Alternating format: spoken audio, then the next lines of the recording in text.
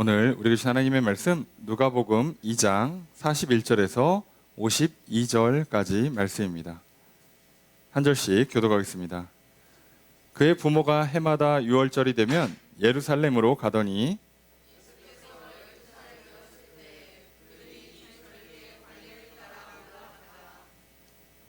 그 날들을 마치고 돌아갈 때 아이 예수는 예루살렘에 머무셨더라. 그 부모는 이를 알지 못하고 줄로 생각하고 하루길을 간 후 친족과 아는 자 중에서 찾되 만나지 못함에 찾으면서 예루살렘에 돌아갔더니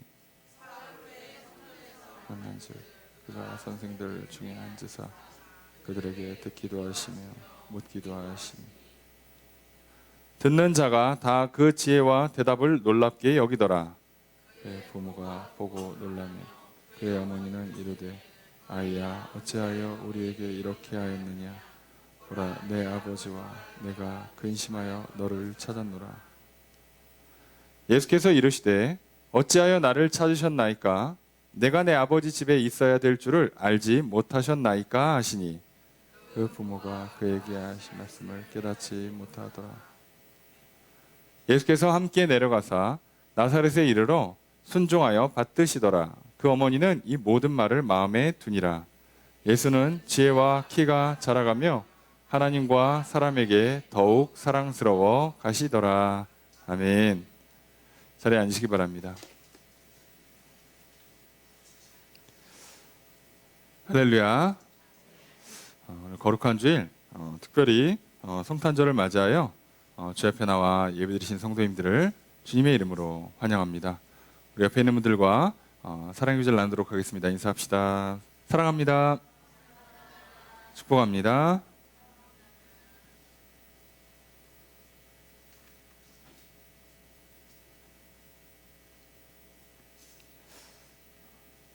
오늘 거룩한 주일 주님 전에 나와 예배드리신 성도님들에게 주님의 크신 은혜가 함께 있기를 주의 이름으로 축복합니다. 오늘은 특별히 성탄절입니다. 기쁜 성탄입니다. 메리 크리스마스. 예. 네, 날씨가 많이 춥죠. 예. 날씨도 춥고 경제적으로도 얼어붙고 참 생각보다 이렇게 추운 성탄을 맞이하고 있습니다. 생각만큼 뭔가 이렇게 기쁨의 축제 분위기가 나지를 않습니다.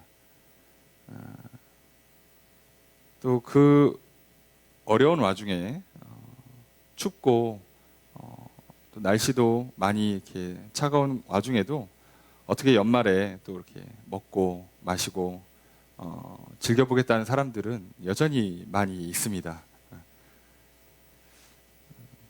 어떻게든 이 육체의 욕망을 만족시키면서 쾌락을 누리며 이렇게 살려고 발버둥 치는 사람들이 참 많이 있습니다. 근데 어떻게든 이렇게든 저렇게든 간에 뭐 참으로 기쁘다면, 즐겁고 만족하고 행복하다면 우리 인생에 뭐가 문제가 있겠습니까? 그렇게 해서 그럭저럭 살만한 인생이 될 수 있었다면 굳이 예수님께서 이 땅에 오셔서 우리의 구원자가 되어주실 필요가 없었겠죠. 우리 안에 조금이라도 답이 있었다면, 우리가 어떻게라도 그 답을 찾아갈 수 있었다면 굳이 예수님이 오셔서 길이요 진리요 생명이신 답이 되어주실 필요가 없었습니다. 그런데 예수님께서 이 땅에 오신 것은 바로 답을 찾지 못하고 답이 없어서 헤매는 인생들, 이게 답인가 이리 기웃하고 저게 답인가에서 저리 기웃하면서 살아가는 우리들을 위해서 이 땅에 와 주셨습니다. 오셔서 십자가에 달리심으로 죄를 씻어 주셨습니다. 죄에 대한 답이 되어 주셨고요. 또 하나님을 만남으로 말미암아 우리를 새롭게 변화시켜 주셨습니다. 나에 대한 답이 되어 주셨고요. 그리고 이 땅에 살아가는 동안에 사명을 주시고 평안과 행복과 만족을 주십니다. 인생의 답이 되어 주십니다. 또한 천국을 소망하며 살아가다 영원한 하나님의 나라에 들어가 영생을 누리게 하십니다. 우리 생명의 답이 되어 주셨습니다. 예수님께서는 우리의 인생의 모든 부분에 다 답이 되어 주셨는데요. 우리는 12월 25일 성탄절이면서 주일을 맞이하는 오늘조차도 그 답이 되신 예수님을 찾고 만나고 기뻐하는 사람들보다 오히려 여전히 자기 자신이 답을 찾을 수 있다 생각하면서 그 교만한 마음과 욕심과 고집에 또 수많은 자기의 생각과 감정에 취해서 살아가는, 답이 없어 방황하는 줄도 모르고 그저 하루하루 살아가는 많은 사람들을 보게 됩니다. 근데 우리도 살아가다 보면 매 순간순간 답을 몰라서 당황스러울 때가 있어요. 교회는 잘 나오는데 예수님은 믿는 것 같은데, 과연 예수님께서 이 땅에 오신 이유가 정말 단지 죄만 용서해 주시고 죽음 이후의 문제, 결국은 지옥이 아니라 천국에 들어가시게 하는 것만을 목적으로 이 땅에 오셨을까? 그럴 리가 없으시겠죠. 그럴 거면 예수님께서 짜잔 하고 오신 다음에 내가 니들 죄 용서해 줄 테니까 앞으로 나 잘 믿어, 그리고 이제 갈게 하고 그냥 가시면 되는데, 굳이 이 땅에 오셔서 왜 육신을 갖고 오셨을까? 왜 육신을 가지고 이 땅에서 사셨을까? 오늘 우리는 예수님께서 이 땅에 오셔서 그리스도로서의 그 공생의 사역을 하기 전에, 예수님이 성인이 되시기 전에 살았던 그 삶의 내용이 기록되어 있는 성경 본문을 살펴보려고 합니다.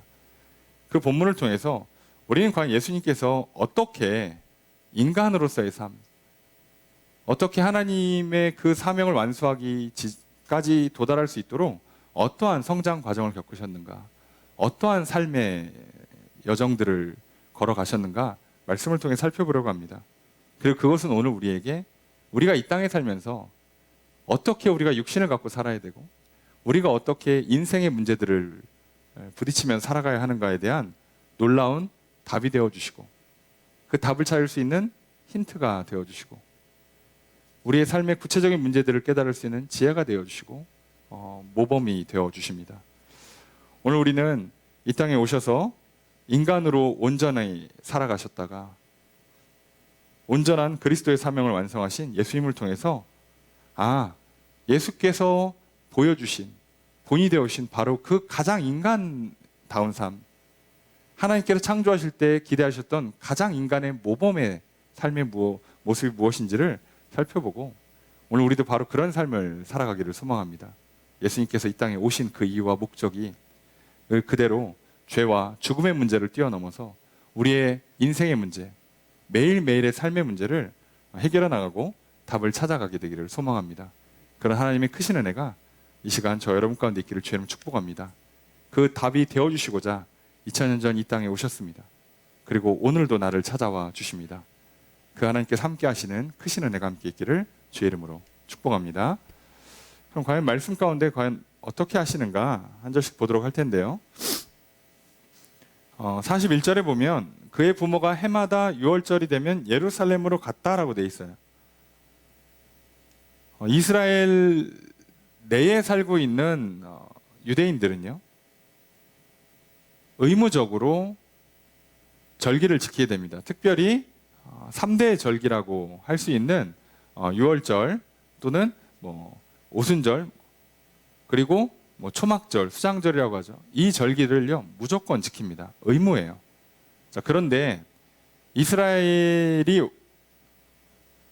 사울과 다윗과 솔로몬 이하 쭉 왕정이 진행될 때에는 그래도 어느 정도 잘 지켜졌어요. 이스라엘이 굉장히 큰 나라가 아니기 때문에 그래도 1년에 3번 예루살렘에 와서, 그 성전에 와서 예배를 드리는 일종의 순례가 그렇게까지 어려운 작업은 아니었어요. 그런데 문제는 나라가 분열이 되고 그 이후에 나라가 멸망하면서 유대인들이 다 흩어지게 됩니다. 다 뿔뿔이 흩어져서 살아요. 자, 그러다 보니까 유대인들이 각각 흩어진 곳에서 회당을 짓고 신앙생활은 이어갈 수 있었지만 절기를 지킬 수가 없었어요. 자, 그리고 그러다 보니까 이스라엘 내에 살고 있는 유대인들도 아무리 경건한 유대인이라 할지라도 절기를 다 지키고자 하는 그들의 어떤 의지와 삶의 모양이 점점 약화됩니다. 오늘 우리도 그건 마찬가지죠. 시간이 지나면 지날수록 사람들이 점점 절기 또는 예배에 참여하는 것들이 점점 약해져요. 이런저런 이유를 대요. 뭐 바쁘다, 또는 뭐 가까운 교회를 나가겠다, 그냥 뭐 온라인으로 예배를 드리겠다 등등등 하면서 이상하게 시간이 지나면 지날수록 점점 더 하나님을 예배하는 것이 약해집니다. 그럼 이들은 예배 안 드리고 뭐 할까요? 뭐 자기 하고 싶은 거 하겠죠. 그럼 예배를 안 드려서 이들이 얻는 유익이 뭘까요? 자기 하고 싶은 걸 했다는 유익밖에 없어요. 근데 지금 예수님 당시에 이스라엘 상황을 한번 보면 이스라엘 나라는 로마의 식민 지배를 받고 있습니다. 로마의 식민 지배를 받고 있는 나라의 백성들이 뭘 그리 살만하겠습니까? 뭐가 그리 평안하겠어요? 행복할까요? 절기 안 지키고 그냥 집에서 쉬면 뭐 먼 길 안 걸어가도 되니까, 며칠씩 준비 안 해도 되고, 그거 하느라고 시간과 비용을 들이지 않아도 되니까 좋겠죠. 그런데 그래서 얼마나 부자가 되겠다고? 그래서 얼마나 출세하고 성공하겠다고? 그걸로. 뭐 죄송스러운 표현입니다만 주일에 교회를 나오지 않는 것을 통해서 얻을 수 있는 유익이 뭘까 하면, 왔다 갔다 하는 시간 포함해봐야 많이 아껴야 한 2시간 아낄 거예요. 예배만 드리고 집에 휙 가시는 분들을 이렇게 얘기한다면 한 2시간 아꼈어요. 뭐 엄청난 거액의 헌금을 하는 게 아니라면 한 달 동안에 물질을 드리는 양, 뭐 믿음이 부족한 분들이나 약하신 분들은 더더욱 물질을 드리는 액수가 적겠죠. 그럼 그거 아껴서, 그 재정과 그 시간을 아껴서 얼마나 많은 유익을 누릴 수 있을까요? 생각보다 누리지 못합니다.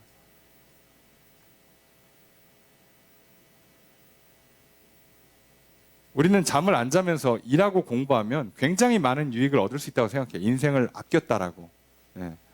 그런데요, 대한민국이 병드는 가장 큰 이유를요, 수많은 학자들이 뭐라고 얘기하냐면 전 세계에서 수면의 질이 가장 나쁜 나라로 파악을 하고 있어요. 대한민국은. 왜 우리나라 사람들이 그렇게 많이 우울증에 시달리고 여러 가지 심리, 불안, 뭐 정신 여러 가지 문제들, 그래서 뭐 우울이나 분노나 또는 강박증 때문에 약을 복용해서 잠을 자거나 또는 약을 통해서 감정이나 호르몬 조절을 해야 되는 일들이 왜 이렇게 많을까요? 생각보다 간단합니다. 잠을 못 자서요. 잠을 안 자고 뭐 했을까요? 재밌는 거 보고, 맛있는 거 먹고, 일 좀 더 하고, 공부 좀 더 하면 대단한 일이 일어날 것 같죠. 그렇지만 그 대단한 일을 해냈다 할지라도 누리기 전에 병듭니다. 참 안타까운 건 2000년 전이나 지금이나 사실 우리 인생의 이런 모양들은요, 변하지가 않아요. 똑같습니다. 게다가 예수님의 부모가 하는 것과 예수님이 하는 것이 오늘 우리의 가정에서 부모와 자녀들이 하는 것과 똑같습니다. 예수님께서 청소년 시절을 보내시면서 성장하시는 것이 오늘 우리의 성장 과정과 똑같습니다. 하나도 다르지 않습니다. 놀랍게도 우리는 그렇기 때문에 성경을 통해서 인생의 답을, 또는 인생의 지혜를, 답을 찾을 수 있는 힌트를 얻을 수가 있어요. 그럼에도 불구하고 수많은 사람들은 성경은 제껴두고 제쳐두고 다른 데서 찾습니다. 그렇게 찾을 것 같았으면 그 똑똑하신 분들이, 인류의 수많은 석학들과 천재들이 난무하는데 아직까지도 제대로 된 답을 찾지를 못해요. 참 안타깝죠. 그런 상황 가운데 있었어요. 결국은 해내지 못하고 점점 약해지다가 이스라엘 백성들이 그래도 다른 건 몰라도 하나는 하자 해서 한 게 유월절이에요. 사실 유월절은 이스라엘의 유대력이라고 하는, 우리로 치면 음력과 같은 거죠. 절기를 기준으로 날짜를 정한다고 하면 1월 1일인 거예요. 우리도 신앙을 기준으로 하는 교회력, 교회의 여러 가지 이제 일정을 짜는 일종의 달력을 만들 때, 교회력의 초대교회 이후로 신약교회의 교회력은요, 예수 그리스도를 중심으로 교회력을 잡아요. 그러니까 우리 입장에서는요, 12월 25일이 새로운 해가 시작되는 거예요. 따지고 보면 절기상으로는요, 오늘부터 새로운 절기가 시작되는 겁니다. 한 해가 예수님의 생애에 맞춰서 절기를 짰기 때문에. 그럼 이스라엘 백성들은 6월절 출애굽을 기준으로 절기를 짰어요. 출애굽한 사건과 모세를 통해 율법을 받은 것으로 이스라엘 나라가 독립하고 가나안 땅을 정복하고 차지했으니까. 오늘 우리도 마찬가지예요. 예수님을 기준으로 우리 신앙을 잡게 되면요, 성탄절은요, 한 해를 마무리하는 송년의 절기가 아니고요, 어떻게 보면 새롭게 시작하는 절기가 됩니다. 자, 그럼 뭘 하셨는가를 우리가 말씀을 통해 살펴봐야 되는데, 그들이 그나마 하나 지킨 게 6월절이라고 했잖아요. 자, 그래도 예수님의 부모는 경건한 편에 속하죠. 요셉과 마리아는 경건한 사람들이었어요. 그러니까 하나님께서 예수님을 이 땅에 보내실 때 그 육신의 부모로 선택하셨겠죠. 자, 그래서 갑니다. 가는데 오늘 42절에 보면 예수께서 12살이 되었을 때 그들이 이 절기의 관례를 따라 올라갑니다. 자, 우린 여기서 너무 당연하게 생각하면 안 되는 게요, 원래 성인 남성은 13살부터 절기를 참석합니다. 13살이 성인의 기준이에요. 이들이 예배에 참여할 수 있는 기준은 13살이에요. 12살은 사실상 의무 조건에 들어가질 않아요. 그럼 이걸 부모님이 모를 리가 없잖아요. 요셉과 마리아가 13살이 됐을 때에 데려가서 예배를 참석시켜서 율법을 지키고 의무를 다하려고 했을 텐데 왜 굳이 12살짜리를 데려갔을까요? 내년에 해야 되니까 미리 이제 좀 보고 배우라고 할 수 있지만 성경은요, 일부러 숫자를 맞춘다고 말씀드렸어요. 예수님 굳이 12살 때 성전에 가세요. 절기를 지키기 시작하세요. 남들은 13살부터 할 때 예수님 12살 때 하시는 거예요. 그리고 예수님께서 이제 부모가 놓고 있다가 예수님 다시 만나는 게 3일이죠. 일부러 3일을 써요. 예수님 죽으시고 부활하시는데 3일이고요. 예수님 제자를 모으는 숫자가 12이고요. 예수님께서 이 땅에서 부활하시고 지내시던 기간이 40일이고요. 그리고 성령님이 임하시는 기간은 50일이고요. 정확히는 7, 7에 49에서 오순절인 거죠. 이렇게 맞추신다고요. 우리가 볼 때는 그냥 숫자가 우연히 맞는 것 같지만 여러분, 오늘 우리들의 삶에서 우연이라는 건 없는 거예요. 하나님께서 일부러 숫자를 맞춘다면 오늘 우리에게 주고 싶은 말씀이 있는 거예요. 오늘 우리에게 알아들으라고 일부러 숫자를 맞춰주시는 거예요. 잊지 말라고. 오늘 이 사건을 잊지 말라고. 오늘 이 사건을 기억하라고. 저는 우리들은요, 12월 25일이 주일이니까 성탄절에 공휴일 하나 날아가고 행사도 못하고 친구들이랑 가족들이랑 연인들이랑 놀러도 못 가고 손해봤네 라고 생각할지 몰라요. 근데 전 세계가 아직 코로나의 여파가 제대로 해소되지 않은, 게다가 전쟁이 벌어지고 있는, 심지어 전 세계, 특별히 북반구에 있는 나라들이 지금 굉장한 시베리아 한파로 인해서 엄청난 추위를 겪고 있어요. 우리나라도 심각하지만 미국도 거의 뉴스를 보면 30년 만에 50년 만에 이런 뉴스들이 나와요. 그만큼 추워요.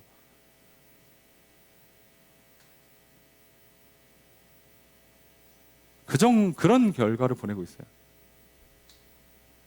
왜 이런 시기에, 이런 때 하필이면 성탄절이 주일이었을까?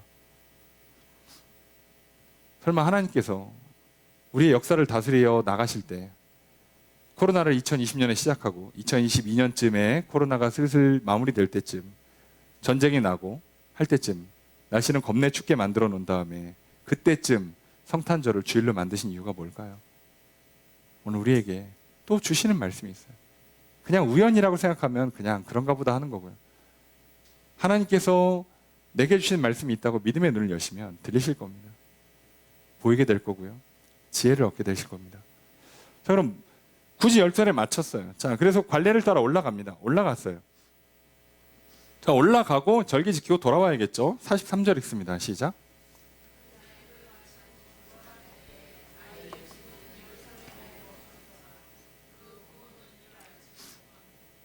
절기는 일주일짜리니까 일주일 절기가 마치고 돌아가요. 자, 돌아가는데 예수님은 예루살렘에 계속 계셨어요. 근데 부모가 이를 알지를 못해요. 아, 이게 말이 돼? 나 싶은데 말이 돼요. 왜냐하면 유대인들은 절기를 지킬 때 아까 말씀드린 것처럼 성인 남성만 참여를 합니다. 사실상 여인들은 아이들 돌보거나 그 예배에 참여하는 남자, 자기 남편이나 가족들을 서포트해주는 역할을 하러 오는 거지 예배에 직접 참여하러 오는 게 아니에요. 그러니까 무슨 미스가 나냐면, 자, 그러니까 아버지 요셉과 예수님은 예배드리러 가는 거고 마리아는 숙소에 있어요. 쉽게 얘기하면. 자, 근데 그 전 국민이 예루살렘에 다 몰려요. 한 날, 한 시에. 그럼 이게 오늘날 무슨 전화가 있는 것도 아니고 의사소통이 되겠냐고. 그럼 뭐라고 하겠어요? 자, 끝나고 나는 갈게. 당신도 정리하고 가. 우리 저기 그 예루살렘 벗어나서 집으로 가는 길에 어떤 도시에 숙소 하나를 뭐 잡아놨겠지. 옛날이어도. 거기서 만납시다. 내일. 오늘 우리는 이거 하고 갈 테니까 당신은 짐 챙겨서 오세요. 했을 거예요. 자, 그 사이에 무슨 미스가 나냐면, 자, 마리아 입장에서는 예수님이 아버지 요셉이랑 같이 간다고 생각을 하는 거고요. 아버지 요셉은 예배를 드리고 돌아오는 길에 아들 예수는 어머니랑 같이 있다고 생각을 해요. 왜요? 지금 예수님은 예배에 참여할 나이가 아니라니까요. 아직 아니라고. 자, 이래서 이 사건이 가능해지는 거예요. 예수님 부모가 이상하신 분들이 아니고요. 훌륭하신 분들이에요. 훌륭하신 분들인데도 왜 이런 미스가 나냐면 12살 때 가서 그래요. 13살 때 갔으면 문제가 안 생겨. 왜냐면 손잡고 가니까. 근데 12살 때 가니까 아버지는 엄마랑 있겠지. 얘가 예배 드릴 때가 아니니까. 자, 엄마는 아빠랑 갔겠지. 그러고 있는 거예요. 13살이었으면 괜찮은데 굳이 12살에 오셔가지고 굳이 12라는 숫자를 맞춰가시면서 이 사건을 만드시는 거예요. 뭘 알려주실까? 자, 우리는 이거 봐야죠. 자, 그리고 못한 채로 돌아갑니다. 그래서 동행 중에 있는 줄로 생각을 해요. 생각을 합니다. 자, 오늘 우리가 똑같은 실수를 합니다. 자, 우리가 예수님을 잃어버릴 때요, 똑같은 실수를 해요. 무슨 얘기냐면, 우리 가족 중에 누가 예수를 안 믿게 될 때, 아니면 지금 함께 예배를 드리는 성도님들 중에 한 사람이 믿음이 깎여나가고 있을 때 우리는 이걸 몰라요. 왜요? 잘 믿고 있겠지. 주일날 예배 나왔는데. 우리가 지금 3대째 믿음의 가정인데 내 자식들을 하나님 잘 믿고 있겠지. 손잡고 교회를 갔으니까 내 배우자가 하나님 잘 믿고 있겠지라고 착각하기가 쉬워요. 그래서 예수님이 없는데 그 없다는 거를 발견을 못하는 겁니다. 있겠지라고 착각을 하니까. 그리고 언제 발견하냐? 하루길 간 후에 친척들 다 만나고 숙소에서 만나는데 애가 없어요. 큰일 났죠. 애가 없어요. 근데 심지어 이 애가 그냥 애가 아니에요. 요셉과 마리아는 결혼 전에 이 아이에 대한 소위 수태고지를 받았어요. 얘는 구원자예요. 이 아이는 장차 민족의 구원자가 될 아이예요. 자, 근데 부모가 그 아이를 잃어버렸어요. 야, 기분이 어떨까?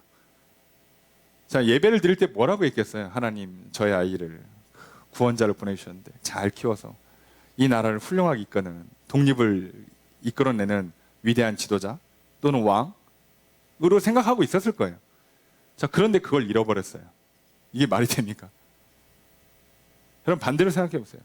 우리도 마찬가지 아닙니까? 하나님이 나의 구원자, 예수 그리스도가 우리의 구원자 되시고 나의 중보자 되시는데, 그래서 오늘 나를 구원하셨고 나를 여기까지 인도하셨고 우리의 가정을, 배우자를, 자녀를, 부모를, 형제를, 친구를, 친척을 오늘 여기까지 인도해 주셨는데 그걸 잊어버려요? 그걸 잊을 수가 있어요? 근데 우린 잊고 살아요. 왜? 같이 있겠지라고 생각을 하니까요. 여러분, 당연히 같이 있겠지라고 하는 것 중에 지금 옆을 돌아보시면 안 나오신 분들 있잖아요. 네? 생각해 보세요. 그거 아닙니까? 여러분, 오늘 우리들은요, 심지어 특별히 자녀를 기를 때 이런 실수를 엄청 많이 해요. 애가 어련히 학교를 갔겠지, 학원에 갔겠지, 공부하고 있겠지. 아니, 그거는 전화를 하든가 학원 뭐 출석 체크 시스템에 들어가서 확인을 하든가, 친구나 누구에게 재확인을 해야지. 있겠지가 어디 있어요.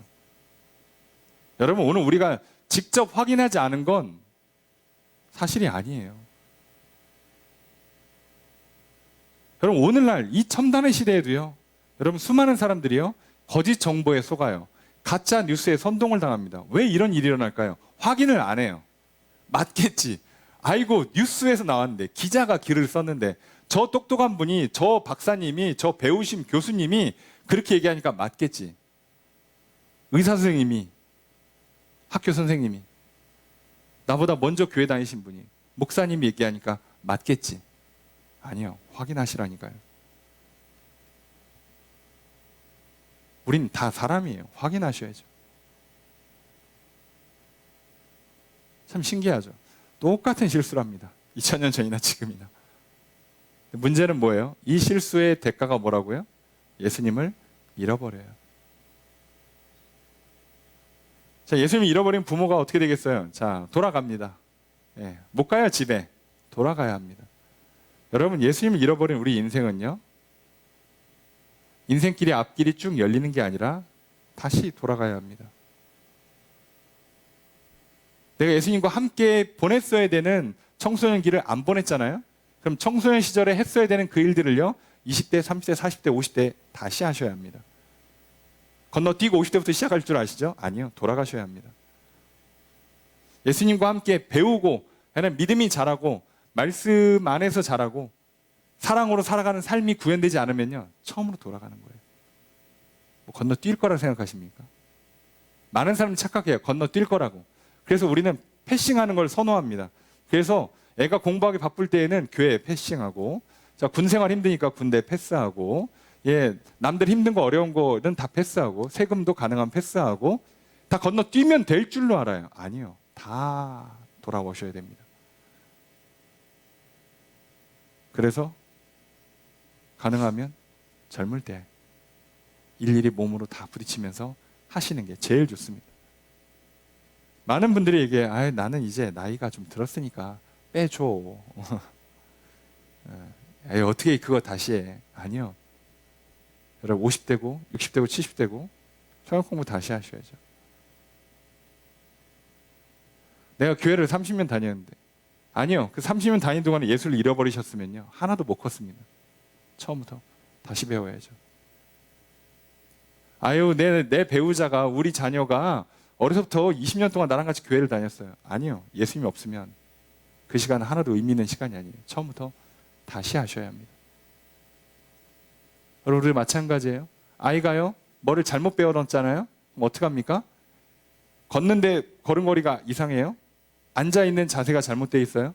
운동하는 자세가 잘못됐습니까? 저도 잘못 배웠습니다. 젓가락질을 잘못해요? 그럼 어떻게 해야 돼요? 처음부터 다시 배워야 돼요. 건너뜁니까? 평생 이렇게 할 거예요? 다시 배워야지. 평생 꾸부정에 걸어요? 똑바로 걸어야 될 거 아니에요. 처음부터 다시 하셔야 돼요. 진짜 걸음마부터 다시 하셔야 돼요. 인간은 모든 걸 처음부터 다 다시 하지 않으면 못 고칩니다. 고치는 것 같지만 금세 나빠져요. 처음으로 돌아와야 돼요. 여러분, 예수님 건너뛰고 우리 신앙생활이 성장할 것 같습니까? 아니요. 처음으로 돌아오셔야 됩니다. 그럼 어릴 때 하는 게 그러니까 가장 좋은 거예요. 나이 들어 살려면 힘들어요. 벌써 그런 얘기를 할 때 뭔가 약간 그렇게 가슴이 서늘한 나이가 됐습니다. 저도. 예, 뭔가 이게 남 얘기 같지 않게 들리는데, 벌써 이런 나이가 됐지만, 예, 어렸을 때 하는 게 좋아요. 나이 들어 다시 하려면 힘들어요. 기도 처음부터 다시 배워야 되고요. 말씀 읽는 거 처음부터 다시 배워야 되고요. 예배 드리는 거, 예, 시간을 쓰는 거, 물질을 쓰는 거, 사람과의 관계를 맺는 거 처음부터 다 다시 배우셔야 돼요. 자, 놀라운 건요, 예수님 건너뛰질 않았다고요. 이걸 다 하고 온전한 성인이 되신 뒤에 하나님의 일을 하셨어요. 더 놀라운 건 뭔지 아십니까? 이 세상에 그 어떤 종교 지도자들도요, 성장 과정이 기록되어 있지 않습니다. 이해되세요? 어느 날 갑자기 각성을 해요. 내가 신의 아들이구나. 내가 알고 봤더니 왕이구만. 갑자기 각성을 해요. 뭘 받아, 갑자기 하늘에서 계시를. 여러분 뭐 그렇습니다. 이단 교주들도요. 갑자기 각성을 하세요. 갑자기 뭐 하늘에서 빛이 내려온대.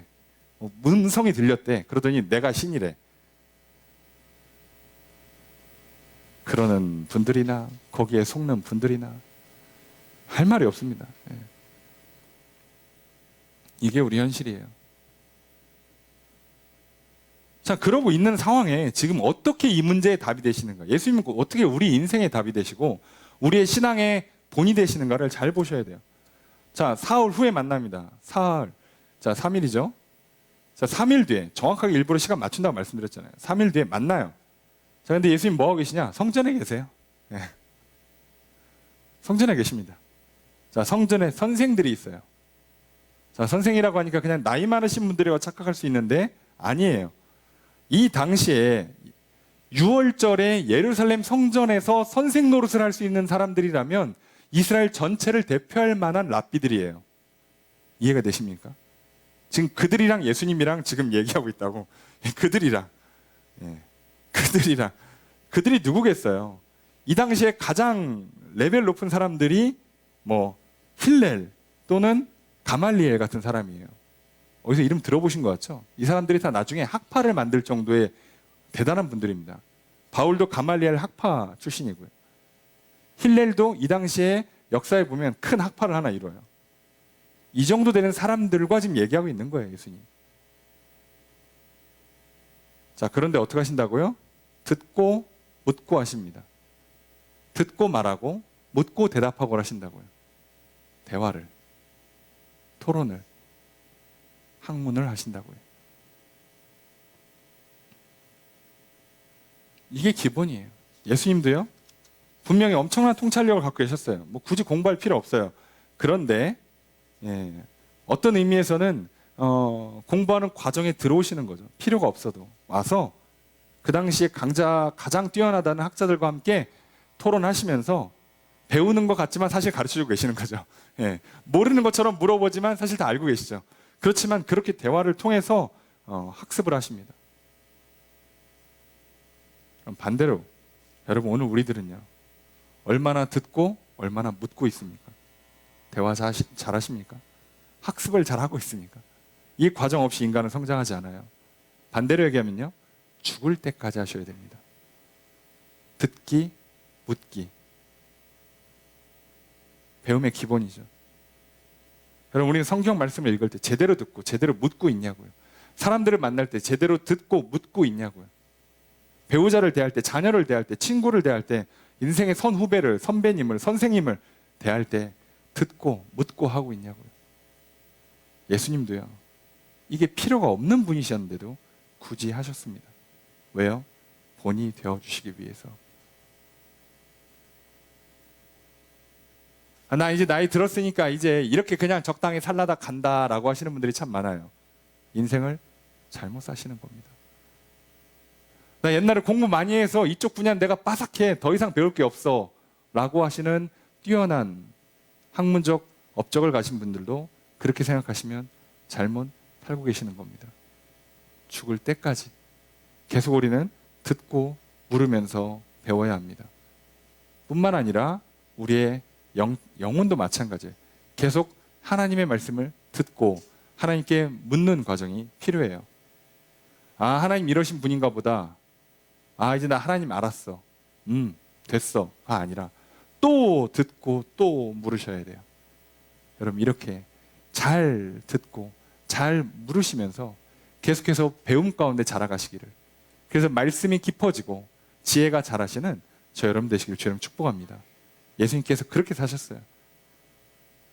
그리고 그렇게 함으로 옆에 있는 사람들과도 더 깊이 알아가는 좋은 관계를 확장시켜 가시기를 주님 축복합니다. 근데 이게 끝이 아니에요. 47절에 보면 듣는 자가 놀라죠. 당연히 놀라지, 예수님인데. 하나님 아들이고 말씀이신 분이 오셨는데 말씀 그 자체인 분한테 뭘 얘기해봐야 그죠? 정답지에다가 뭐 본인들의 의견을 내봐야 틀리니까 본인들이 놀라요. 자, 근데 그들도 놀라지만 부모님도 놀랍니다. 자, 48절 함께 읽겠습니다. 시작.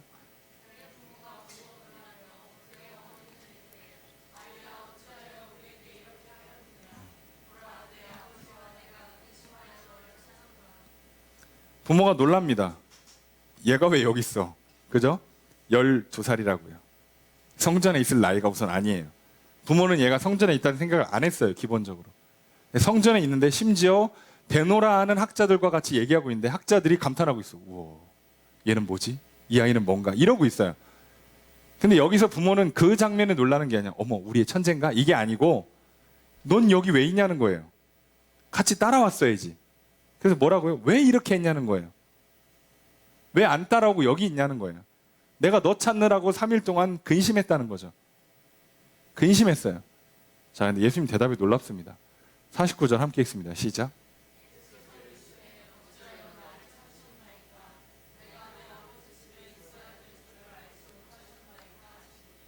나를 왜 찾냐는 거예요. 잃어버렸으니까 찾지. 왜 찾기는 잃어버렸으니까 찾지. 근데 예수님 뭐라고요? 내가 내 아버지 집에 있어야 한다는 걸 몰랐냐는 거예요. 내가 안 보이면 어디로 오라고요? 성전으로 오라고요. 뭘 걱정하고 찾아? 나 안 보이면 그냥 성전으로 왔어야지. 뭘 걱정을 하고 근심을 하고 찾아? 난 늘 여기 있는데. 근데 50절에 부모님 못 알아듣습니다. 뭔 소리야? 예루살렘 성전은 지금 6월절 절기 지키느라고 왔는데 우리 집은 저쪽 베들레헴인데 그 갈릴리 쪽에 있는데 아니 넌 무슨 소리야? 못 알아듣습니다. 근데 우리도 마찬가지예요. 인생의 답을 찾기 위해서 예수님 앞에 나오십시오 하면 사람들이 못 알아듣습니다. 아니 공부 어떻게 하냐고요? 친구들 어떻게 사귀냐고? 예? 애인은 어떻게 만나고? 학교는 어떻게 가고? 취업은 어떻게 하냐고? 문제의 답을 알고 싶으면 예수님 만나러 성전에 나오세요 라고 얘기하면 사람들이 못 알아듣습니다. 하나님은 계속 뭐라고 할까요? 답을 알고 싶어? 와, 답이 되어줄게. 아니 그게 왜 성전에 답이 있냐고. 이들은 예수님이 있어야 될 곳이 어디라고요? 원래 내 집 갈릴리 라고 생각을 하는 거예요. 많은 사람들은요 인생의 답이 다른 데 있다고 생각을 하는 거예요. 나의 학문의 답은 학교에 있고 취업의 답은 직장에 있고 내가 성공하고 부자가 되는 건 여기저기에 있다고 생각을 하는 거예요. 그래서 사람들이 속는 겁니다. 이단들의 속는 이유가 뭐겠어요? 거기에 답이 있다고 생각을 하는 거예요. 그 사람한테, 그 인물한테, 그 단체가 갖고 있는 어떤 특정 프로그램에 답이 있다고 생각을 하는 거예요. 아니요. 답은 예수님께 있어요. 답은 말씀에 있는 겁니다. 여러분 이 자리에 오셨지만 저한테 답이 있는 게 아니라고요. 따지고 보면. 답은 예수님께, 말씀에 있다고요. 자, 그런데 수많은 사람들이요. 그 생각을 못 버리니까 내가 답이 되어줄게라고 한 사람들한테 홀려버리는 거예요. 야, 심심해? 내가 놀아줄게. 그러면 아 좋다. 외로워? 내가 친구가 되어줄게. 아 좋다. 배고파? 내가 먹을 걸 줄게. 그럼 아 좋다. 야, 갈 길을 모르겠어? 내가 손잡아서 끌어줄게. 그럼 아 좋다라고 생각을 해요. 야, 이 사람이구나. 여기구나. 이 길이구나 라고 착각을 해요. 아니죠. 우리 인생의 답은 오직 예수님께 있습니다. 말씀 안에 있다고요. 근데 수많은 사람들이 이걸 잃어버리고 찾아 헤매는 거예요.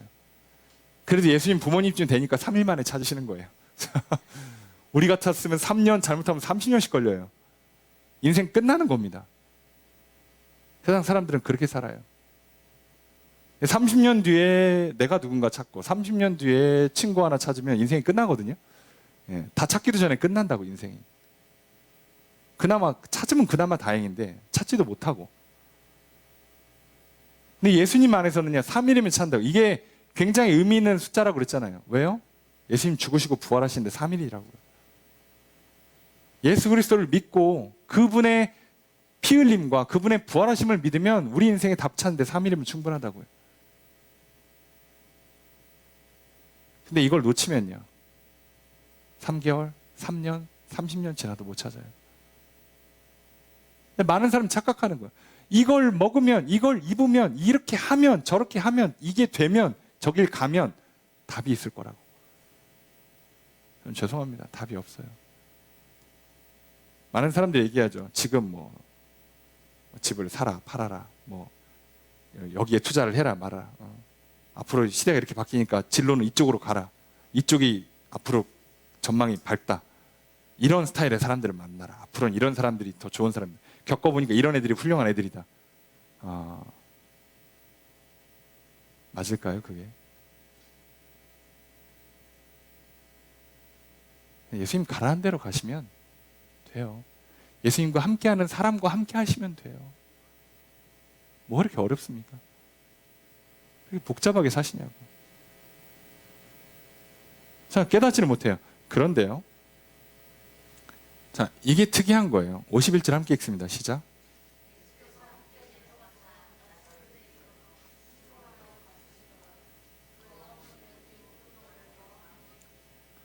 자, 예수님 사춘기 시작돼서 반항하신 거 아니고요. 일부러 하신 겁니다. 일부러 12살에 성전에서 일부러 가르쳐 주신 거요. 자, 그래서 오해하실까봐 51절에 보면 예수님께서 부모님과 함께 내려가셔서 나사렛에 도착하신 뒤에는 순종하여 따르셨습니다. 부모를 잘 순종했다고요. 기본적으로는 잘 순종하는 겁니다. 부모에게. 그런데 여러분, 부모한테 답이 있는 게 아니니까. 무슨 뜻인지 아시겠어요? 예수님도 결국은 답은 어디서 찾는다고요? 성전에서. 부모님 되신 분들은 잘 기억하셔야 돼요. 내가 자녀의 인생에 답이 되어주시면 안 됩니다. 그럼 나도 망가지고 자녀도 망가집니다. 자녀를 위해서 기도해 주시고 자녀에게 예수 그리스도의 말씀을, 복음을 전해주시고 조금 더 힘이 있으시면 멱살 잡고 성전에다 앉혀놓으시면 할 거 다 하신 겁니다. 거기까지만 하시면 돼요. 절대 답이 되어주지 마세요. 그러면 답도 없는 내가 답이 되어주느라고 고생 죽으라고 하고 답은 못 되고 자녀는 오답 갖고 사느라고 인생 헤매다가 인생 3년, 30년 날아갑니다. 그러니까 답이 되시는 예수님을, 예수님 말씀을 예수님 만날 수 있는 자리로 이끌어주면 다 하신 거예요. 미안해하지 마세요. 대한민국 같이 힘든 곳에서 내가 집 한 채 못 물려줘서 내가 이렇게 건물 하나 못 물려줘서 내가 좋은 거 먹이고 입히지 못해서 미안하다고 하지 마세요. 아이에게 답을 줬으면 예수 그리스도를 알려주시고 예수 그리스도의 복음을 전해주시고 예수 그리스도를 만날 수 있는 장소에다가 데려놨으면 잘하신 거고 다 하신 겁니다. 끝이에요. 예수님도 그렇게 잘하셨어요. 놀라운 건 예수님도 가난하셨습니다. 예수님도 시골 출신이고요. 걱정하지 마세요. 아무 문제 없습니다. 자, 놀라운 건 그 어머니가 이 모든 말을 마음에 담아뒀어요. 마음에 담아뒀다는 건 기억하고 있다는 뜻이에요. 자, 못 알아들어도 괜찮아요. 기억은 하세요. 자, 많은 아이들이 공부할 때 이런 핑계를 대잖아요. 엄마, 선생님이 하는 걸 못 알아듣겠어. 나 공부 안 할래. 공부 쪽이 아닌가 봐. 그럴 수 있어요. 못 알아들어도 머리에 넣어놓으라고. 언젠가 쓸 날이 있으니까. 넣어놓으라고. 뭔 말인지 모르겠지만 기억은 해놓으라고. 이 공식이 뭔데? 어디다 쓰는 건데? 외워는 두라고요. 쓸 줄은 몰라도 외워두라고. 제발. 하나님의 말씀이 안 믿어져요? 외워는 두라고. 들어는 놓으라고요. 이해가 안 됩니까? 하나님의 말씀이? 기억만 하시라고요. 그 어머니가 이걸 언제 깨달을까요? 예수님 십자가 달려 돌아가시고 부활하신 뒤에 깨달아요. 당연히 지금 못 깨닫습니다. 괜찮아요. 여러분, 오늘 우리가 하나님의 말씀 들으면 다 믿어집니까? 다 이해가 돼요? 다 깨달아져요? 아니요. 그냥 기억해 두세요. 마음에 담아두십시오. 이것만 해도 훌륭한 겁니다. 그래서 유대인들이 어떻게 훈련시킨다고 자녀들을? 성경을 통으로 암송을 시켜버려요.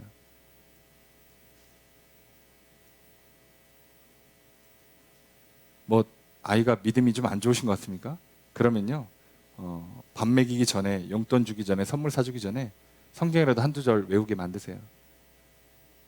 얘는 교회 가니까 맨날 뭐 설교 시간 딴짓하는 것 같고 전혀 믿음이 없어 보인다. 할 수 없어요. 그럼 내가 어떻게 할 수 있는 영역이 아니니까. 그럼 뭐라도 한다고요? 말씀이라도 마음에 담아 두게 만드세요. 거기까지 하시면 아주 잘하신 겁니다. 자, 예수님께서 이 사건을 통해서 어린 시절의 결론. 여러분, 예수님의 어린 시절 성경이에요? 오늘 본문 이 돼 있는 누가복음 1장, 2장이 전부예요. 다른 데는 아예 나오지도 않습니다. 예수님 어린 시절에 대한 기록을 찾을 방법이 없어요. 이 짧은 기록의 결론이 52절입니다. 함께 읽겠습니다. 시작.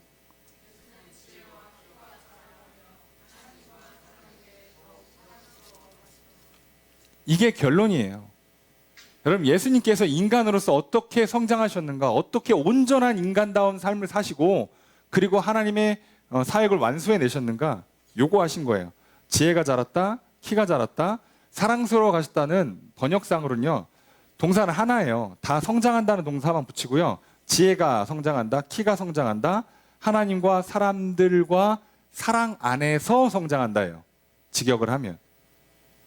이게 우리 인생의 답입니다. 우리가 성장하는 조건은 이거밖에 없어요. 우리는 뭘로 큰다고요? 하나님 말씀으로 크고요. 우리 몸이 커야 되고요. 그리고 사랑 안에서 커야 돼요. 조금 더 말씀드리면, 자, 공부하셔서 머리를 좀 키우셔야 돼요. 뭐 국영수 하라는 얘기가 아니라 자꾸, 아까 얘기했잖아요. 자꾸 듣고 묻고 하셔야 된다고. 자, 뇌를 키우셔야 합니다. 그래야 인간은 성장해요.